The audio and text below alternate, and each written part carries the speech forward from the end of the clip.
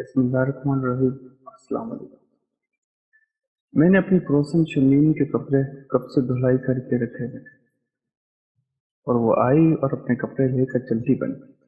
मैंने दबे लहजे में पैसों को कहा तो कहने लगी कि अगले हफ्ते मियाँ की तनख्वाह मिलेगी तो वो पैसे दे देगी। बड़ी मेहनत से सिर्फ 4 पैसों की खातिर मैंने इसके सूट सिलाई किए थे, इस उम्मीद पे कि इसके पैसे आएंगे तो घर में थोड़ा राशन दिलवा लूंगी। लेकिन आज वो उम्मीद भी खत्म हो गई थी। तीनों बच्चे छोटे थे। मैं देख रही थी कि इनके चेहरे उतरे हुए थे। भूख का दुख क्या होता है, ये कोई मुझ जैसी बेवा औरत से पूछे। मेरा नाम कुद्सिया है। 7 साल पहले मेरी शादी अजीम अहमद से हुई थी। वो हर लिहाज से एक अच्छे शोहर साबित हुए थे। अगरचे वो एक फैक्ट्री में मामूली मुलाजिम थे, लेकिन इनकी आने वाली तनख्वाह हमारे लिए काफ़ी होती थी। एक कमरे का ये छोटा सा मकाम मुझे अपने ससुराल की तरफ से मिला था। जब तक अजीम जिंदा रहे मुझे पता ही ना चलता था कि कब सुबह होती और कब शाम। ऊपर तले 3 बच्चों की पैदाइश ने हमारी जिंदगियों में भरपूर खुशियों का इजाफा कर दिया था। शादीशुदा जिंदगी खुशगवार अजवाजी साल यूं गुजर गए कि पता ही ना चला। अजीम एक ख्याल रखने वाले और मोहब्बत से भरे इंसान थे। वो अपने बच्चों के नाज नखरे उठाते थे। मुझे खदशा होता कि कहीं नजर ही ना लग जाए, और फिर मेरा ये खदशा सच साबित हुआ जब एक दिन फैक्ट्री में छुट्टी थी, लेकिन अजीम को ओवर टाइम के लिए बुलाया गया था। मैं नहीं जानती थी कि वो क्या काम करने इस दिन और टाइम लगाने फैक्ट्री जा रहे हैं। लेकिन जब इनकी लाश घर में पहुंची तो बाद में पता चला कि वो बेचारी दिहाड़ी लगाने की लालच में फैक्ट्री के कई सालों से बंद टैंक को साफ करने के लिए गए थे। हिफाजती तदाबीर ना अख्तियार करवाने की वजह से जैसे ही वो टैंक के अंदर कूदे, जहरीले गैस की वजह से इस वक्त जान से हाथ धो बैठे। पूरे मोहल्ले में कोहराम मच गया था। जवान मौत थी। मेरे ऊपर से जैसे क़यामत गुजर गई थी। मेरे मासूम 3 बच्चे यतीम हो गए थे। मैं किसके आगे जाकर फरियाद करती। फैक्ट्री के मालकान आए, ताज़ियत की और वापस चले गए। चंद पैसे उन्होंने मुझे नुकसान के तौर पर अदा कर दिए, लेकिन मेरा कोई मामूली चीज़ का नुकसान ना हुआ था। मेरी जिंदगी भर का सरमाया मेरा शोहर मुझसे छीन गया था। सर पर हाथ रखने वाला पीछे कोई भी ना था। 2 भाई थे जो शादीशुदा अपनी जिंदगी में खुश थे। काफी लोगों ने मुझ पर दबाव डाला कि जवान औरत और छोटे बच्चों के साथ अकेली जिंदगी कैसे गुजारोगी, लेकिन मैंने भी सोच लिया कि भले कुछ भी हो, मैं किसी की दलील पे जाके हरगिज न बैठूंगी। यही मेरी छोटी सी छत मेरे लिए काफी है। यह फैसला मैंने जज्बात में आके कर तो लिया था, लेकिन बाद में आने वाली मुश्किलात और तकलीफों से लड़ने के लिए मैं अकेली रह गई थी। बड़ी बेटी 6 साल की थी, फिर छोटा बेटा 5 साल का और सबसे छोटा 3 साल का था। यूं तो बड़े वाले दोनों बच्चों की उम्र स्कूल जाने की थी, लेकिन स्कूल के दाखिले की इतनी बड़ी रकम मैं कहाँ से लाती। घर में सिलाई वगैरह करके बस मैं अपने बच्चों को जैसे तैसे पाल रही थी। भाइयों का दिल होता तो थोड़ा बहुत खर्चे के नाम पर मुझे पैसे दे कर चले जाया करते थे। कभी कभी तो महीनों पलट के खबर न लेते। मेरे शोहर की वफात को 2 साल का अरसा हो गया था। ऐसे में सबके हकीकी चेहरे मेरे सामने खुलकर आ गए थे। मैं जो कपड़े सिलाई किया करती थी, दुआ करती कि लोग मुझे फौरन इस सिलाई के पैसे दे दिया करें ताकि मैं बर वक्त अपने घर में राशन डालूं। लेकिन इस मोहल्ले की औरतें इस कदर सख्त दिल की थीं कि वो उधार कपड़े सिलवाने पर ज़्यादा जोर डाला करती थी। मैं भी मजबूर थी। अगर इन्हें मना कर देती फिर वो किसी दूसरी दर्जन के कपड़े देकर सिलवा लिया करती थी। मोहल्ले वाले मेरे हालात अच्छी तरह जानते थे, फिर भी इनकी आंखों में पट्टी बंधी हुई थी। रफ्ता रफ्ता हालात बद से बदतर होते चले जा रहे थे। अब तो मुझे खाने के 3 टाइम के भी लाले पड़ने लगे थे। मैं खुद को 2-4 नवाले जहर मार कर लिए खा लिया करती, लेकिन बच्चों को खाली पेट देखकर कलेजा मुंह को आने लगता। 2-3 औरतों ने मुझे सिलाई के पैसे देने थे, लेकिन इन्हें ख्याल ही ना आ रहा था कि एक बेवा औरत अपने पैसे के इंतजार में नजरें टिका कर बैठी है। फिर एक दिन और गुजर गया। बच्चों को रात को तो जैसे तैसे मैंने भूखा ही सिला लिया था, लेकिन अब बेचैनी से सुबह होते ही इधर उधर चक्कर काट रही थी। सुबह का वक्त था। मैं सहन में झाड़ू लगा रही थी। अचानक मेरे कानों में सब्जी वाले की आवाज आई। सोचा कि इससे 2-4 आलू लेकर ही उबाल लेती हूँ। بچے آلو کی سبزی شوق سے کھا لیتے ہیں، لیکن سبزی لینے کے لیے 1 روپے بھی میرے پاس نہ تھا۔ بار بار پردے کی اور سے جھانکتی اور پھر واپس آ جاتی۔ اتفاق سے وہ سبزی والا بالکل میرے دروازے کے سامنے ہی کھڑا تھا۔ وہ ہٹا کٹا ایک تندرست ہاتھ پاؤں والا آدمی تھا، اس کے ٹھیلے پہ بالکل تازہ سبزی رکھی ہوئی تھی، جسے وہ آج ہی اسے منڈی سے خرید کر لایا ہو۔ میں نے پردے کے پیچھے سے جھانکا تو اچانک ہی اس کی نظر مجھ پر پڑ گئی۔ پھر کہنے لگا، بی بی آپ کو کچھ چاہیے؟ میں نے جھجکتے ہوئے کہہ دیا کہ بھائی 1 کلو آلو دے دو، ویسے بعد میں لے لینا۔ وہ فوراً کہنے لگا، کیوں نہیں باجی، اور بھی عورتیں مجھ سے ادھار سبزی لیتی ہیں، آپ بھی بھلے بعد میں پیسے دے دینا۔ یہ کہہ کر اس نے 1 کلو آلو اور دیگر ٹماٹر پیاز وغیرہ مجھے تول کر میری دہلیز کے باہر رکھ دیے۔ وہ انسان کے روپ میں شاید کوئی فرشتہ تھا۔ میں جیسے ہی سبزی لے کر اندر آئی تو مجھے حیرت کے جھٹکے لگے، کیونکہ ان تھیلوں میں پورے 1000 روپے کا نوٹ رکھا ہوا تھا۔ اس نوٹ کو دیکھ کر نہ جانے کیوں میری آنکھیں بھیگ گئی تھی۔ میں سمجھ گئی کہ یہ انسان کے روپ میں کوئی فرشتہ تھا جو میری مدد کرنے آیا تھا۔ اس وقت مجھے ان پیسوں کی کس قدر ضرورت تھی، یہ میں ہی جانتی تھی۔ پھر بچوں کے اٹھنے سے پہلے میں نے سبزی بنا کر رکھ دی۔ تھوڑا سا آٹا پڑا ہوا تھا، 1-2 روٹی بھی بنا دی۔ بچوں نے چمکتے چہرے کے ساتھ کھانا کھایا اور پھر کھیل کود میں مصروف ہو گئے۔ ان کا بھرا ہوا پیٹ دیکھ کر جیسے میرے اندر بھی توانائی بھر گئی تھی۔ اسی میں مسکراتے ہوئے اپنے کام میں مصروف ہوگی۔ پھر دل میں سوچا کہ بیٹے کے ہاتھ پیغام بھجوا دیتی ہوں، اس صورت میں میرے پیسے دینے ہیں، ہو سکتا ہے کہ اس کے دل میں رحم آ جائے اور وہ میرے پیسے لوٹا دے۔ بیٹی جب واپس آئی تو اس کے ہاتھ میں چند 100 روپے تھے۔ اس کمبخت نے چند پیسے ہی لٹائے تھے، باقی پیسے ابھی ادھار کر لیے تھے۔ ان چند 100 روپے سے میں نے گھر میں آٹا اور تھوڑا سا تیل منگوا لیا تھا۔ پھر دوسری صبح بھی اپنے کام کاج میں مصروف تھی۔ بچے دیر سے ہی اٹھا کرتے تھے۔ اچانک ہی دروازے پر دستک ہوئی تھی۔ میں نے جیسے ہی دروازہ کھولا تو باہر دہلیز پر سبزی رکھی تھی۔ میں حیران ہوئی، سوچنے لگی کہ شاید یہ وہی سبزی والا بھائی ہے جو میرے حالات سے اچھی طرح واقف ہے۔ گھر میں روزانہ ہی تازہ سبزی پکنے لگی تھی۔ وہ بھائی آئے روز ہی میری دہلیز کے باہر سبزی رکھ کر چلا جایا کرتا، میں خوشی خوشی اٹھا کر پکا لیتی۔ ایک دن محلے کی ایک عورت آئی، کہنے لگی کہ قدسیہ، تیرے گھر سے روزانہ بڑی اچھی خوشبو آتی ہے، لگتا ہے کہ تو دوپہر کو ہی کھانا وغیرہ بنا لیتی۔ میں اس کی بات پر تھوڑی جھجک گئی، پھر کہنے لگی کہ ہاں، بچوں کی وجہ سے جلدی کھانا بنا لیتی ہوں۔ پھر وہ آنکھیں مٹکا کر کہنے لگی کہ اچھا، پہلے تو تیرے گھر میں سالن ہی نہ پکتا تھا، آج کل تو لگتا ہے کہ تیرے بھائی پیسے بھجوانے لگے ہیں، جبھی تیرے حالات بدل گئے۔ مجھے اس کی بات سن کر غصہ آیا تھا۔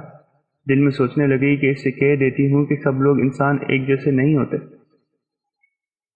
کچھ لوگ بے غرض بھی ہوتے ہیں جو دوسروں کی مدد کرنا اپنا فرض سمجھتے ہیں۔ لیکن میں نے اس کے سوالوں کا زیادہ جواب دینا ضروری نہ سمجھا اور خاموشی سے اپنا کام کرتی رہی۔ ایک دن وہ سبزی والا بھائی میری دہلیز پر آیا، کہنے لگا کہ آپ کو جس قسم کی بھی مدد کی ضرورت ہو آپ مجھے بتا دیا کریں، میں آپ کی مدد کرنے کی بھرپور کوشش کروں گا۔ میں جھکتے ہوئے کہنے لگی کہ بھائی، مجھے مالی مدد کی ہی ضرورت ہے، میرے 2 بچے اسکول جانے کے لائق ہیں، لیکن گھر کے حالات ایسے ہیں کہ میں انہیں اسکول میں نہیں پڑھا سکتی۔ میں ان سے یہ ساری باتیں پردے کی اور سے کیا کرتی تھی۔ آج تک اس بیچارے نے مجھے دیکھا نہ تھا اور نہ ہی دروازے سے باہر جھانکنے کی کوشش کرتی۔ وہ اچھی طرح سمجھتا تھا کہ میں ایک پردے دار بیوہ عورت ہوں۔ پھر اگلے دن سبزی میں 2000 روپے نکلے تھے، ساتھ ہی ایک پرچی تھی جس پہ لکھا تھا کہ آپ قریب والے سرکاری اسپتال میں جا کر اپنے بچوں کا داخلہ کروا کر آ جائیں، یونیفارم اور کتابوں کے پیسے میں بعد میں آپ کو دے دوں گا۔ میری آنکھیں بھیگ گئیں۔ یہ شخص کس قدر نیک دل تھا۔ دل میں سوچنے لگی کہ اتنا احساس تو میرے بھائیوں نے بھی میرا نہ کیا تھا جتنا یہ سبزی والا بھائی کر رہا ہے۔ پھر دوسرے دن اپنے تینوں بچوں کو ہمراہ لیا اور سرکاری اسکول میں ان کا نام لکھوا کر آ گئی۔ اگرچہ وہ ابھی داخلہ کرنے پر رضامند نہیں تھے، لیکن جب میں نے انہیں بتایا کہ میں ایک بیوہ عورت ہوں، شوہر کے مرنے کے بعد بڑی مشکل سے اپنے بچے کو پال رہی ہوں، تو کہنے لگے کہ ٹھیک ہے، ہمارے اسکول کے ساتھ ایک فاؤنڈیشن بھی کام کرتی ہے، ویسے بچے کی مفت کتابیں اور یونیفارم مہیا کر دیتی ہے۔ یہ میرے لیے بہت خوشی کی بات تھی۔ اللہ آہستہ آہستہ کر کے میری منزلیں آسان کرتا جا رہا تھا۔ اب میں خوش رہنے لگی تھی۔ میرے چہرے کی خوشی وہ عورتیں بھی محسوس کرنے لگی تھی جو میرے پاس سلائی کے کپڑے لے کر آیا کرتی تھی۔ پہلے میں ان کو اداس اور پریشان دکھائی دیتی تھی، لیکن اب دھیرے دھیرے حالات بدلنے لگے۔ تو ان عورتوں نے میں بھی محسوس کر لیا کہ کوئی ایسی بات ہے جو کچھ کو خوشی دے رہی تھی۔ تبھی وہ حسد اور جلن کا شکار ہو کر مجھ سے الٹی سیدھی باتیں کرنے لگی تھی۔ میں ایک سیدھی سادی عورت تھی، ان کی باتوں کے مطلب سمجھی ہی نہ تھی۔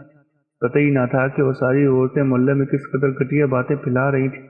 وہ ساری باتیں کسی اور کے بارے میں نہیں بلکہ اسی سبزی والے اور میرے بارے میں تھیں۔ انہوں نے پورے محلے میں مشہور کر دیا تھا کہ سبزی والا قدسیہ کو سبزی دے کر جاتا ہے، اور نہ جانے ان دونوں کے بیچ میں ایسا کیا چل رہا ہے۔ اس بات کا پتہ مجھے جب چلا جب ایک دن دروازے پر صبح ہی صبح زوردار انداز میں دستک ہوئی تھی۔ یہ دستک میرے لیے نئی تھی۔ جیسے ہی میں نے دروازہ کھولا تو میرے سر پر تو جیسے آسمان گر پڑا تھا۔ محلے کے سارے ہی آدمی میرے دروازے کے باہر کھڑے تھے۔ ان میں سے ایک داڑھی والا آدمی آگے بڑھ کر کہنے لگا کہ بہن، ہم جان سکتے ہیں کہ آپ اس محلے میں اتنے سالوں سے رہ رہی ہیں، لیکن ہمارے محلے کا ماحول گندا کرنے پر کیوں تلی ہیں؟ ہم دیکھ رہے ہیں کہ آپ ایک بیوہ عورت ہونے کے باوجود اس سبزی والے سے گھنٹے گھنٹے باتیں کرتی ہی رہتی ہیں۔ ہم پوچھ سکتے ہیں کہ کیا رشتہ ہے آپ کا اس سے؟ ان کے یہ گھٹیا سوالات سن کر تو میرے پیروں سے جیسی زمین ہی نکل گئی تھی۔ کہاں میں ذرا کسی مرد سے بات ہی نہ کرتی تھی، لیکن اب لوگوں کا رش اپنی دہلیز کے بعد یوں جمع دیکھ کر میں مرنے کو تھی۔ دل چاہ رہا تھا کہ زمین پھٹے اور میں اس میں سما جاؤں۔ پھر ایک اور شخص غصے سے کہنے لگا کہ ہم تو یہ اتنے دن سے برداشت کر رہے ہیں، اور سبزی والا آدمی تو نیا آ کر یہاں بسا ہے اس محلے میں، اس کا سبزیوں کا کاروبار ہے۔ ہمیں نہیں پتا تھا کہ یہ عورت اسے اپنے جال میں پھنسا کر اس محلے میں یوں فحاشی پھیلانے پر تل جائے گی۔ آخر اس سے کوئی پوچھنے والا ہو کہ کس کی شے پہ یہ سب کر رہی ہے۔ ہمارے بھی جوان بچے بچیاں ہیں، کل کو یہ ماحول وہ دیکھیں گی تو کس راہ پر چل پڑیں گے۔ وہ سب آپس میں چنگ منگوئی کر رہے تھے۔ میں خاموشی سے پردے کو تھام کر کھڑی تھی۔ تبھی ایک چیختی ہوئی آواز آ گری۔ وہ مردانہ آواز تھی جو سارے محلے کے آدمیوں کو خاموش کروا گئی تھی۔ چپ ہو جائیں آپ سب لوگ، شرم آنی چاہیے آپ کو، ایک شریف عورت پہ ایسے گھٹیا الزامات لگاتے ہوئے۔ میں مانتا ہوں کہ میں انہیں مفت میں سبزی دے کر جاتا ہوں، وہ بھی اس لیے کہ میری آنکھیں آپ لوگوں کی آنکھوں کی طرح بے شرم نہیں ہیں۔ میں اس بیوہ عورت کے حالات اچھی طرح جانتا ہوں۔ یہ بیچارے کس قدر مشکل حالات سے گزر رہی ہے۔ آپ جانتے بھی ہیں کہ اس کے گھر میں اس کے چھوٹے چھوٹے بچے ہیں جو 2 دن سے بھوکے تھے۔ میں نے ان کی آنکھوں اور چہرے پر مایوسی اور غربت دیکھ لی تھی جو آپ لوگ اس محلے میں رہتے ہوئے بھی نہ دیکھ سکے۔ میں اجنبی ہوں تو کیا ہوا، لیکن اللہ کا شکر ہے کہ ایک اچھا دل اور سامنے والے کا چہرہ پڑھنے کی آنکھیں رکھتا ہوں۔ اگر آپ محلے والے اس عورت کا خیال کر لیتے تو آج مجھے یوں اس کی مدد کرنے کی ضرورت نہ پڑتی۔ آپ لوگوں نے وہ حدیث تو سنی ہوگی کہ اگر اپنے بچوں کے لیے پھل لے کر آؤ تو اس کی چھلکے بھی پڑوسی کو نہ دکھاؤ، اور اگر کوئی اچھا سالن بنا رہے ہو تو محلے کے غریب گھر کا بھی خیال کر لیا کرو۔ لیکن آپ میں سے کوئی ایسا شخص ہے جو اس بیوہ عورت کے حالات جان کر اس کی مدد کرتا ہے؟ کوئی ایسا آپ لوگوں میں کھڑا ہے انسان؟ اس سبزی والے آدمی کی کھڑی کھڑی باتیں سن کر سب کے منہ حیرت سے دنگ رہ گئے۔ سب ایک دوسرے کی طرف دیکھ کر نظریں چرانے لگے۔ میں پردے کے اس پار کھڑی آنسو بہا رہی تھی۔ محلے کے ایک آدمی اب خاموش تھے۔ اس پڑھے لکھے سمجھدار انسان کی باتوں نے اس کو خاموش کروا دیا تھا۔ پھر وہ شخص کہنے لگا کہ میں یونیورسٹی سے پڑھا لکھا ماسٹر کی ڈگری کا حامل انسان ہوں، لیکن مجھے کوئی نوکری نہ ملی، جس کی وجہ سے میں آج سبزی بیچنے پر مجبور ہوں۔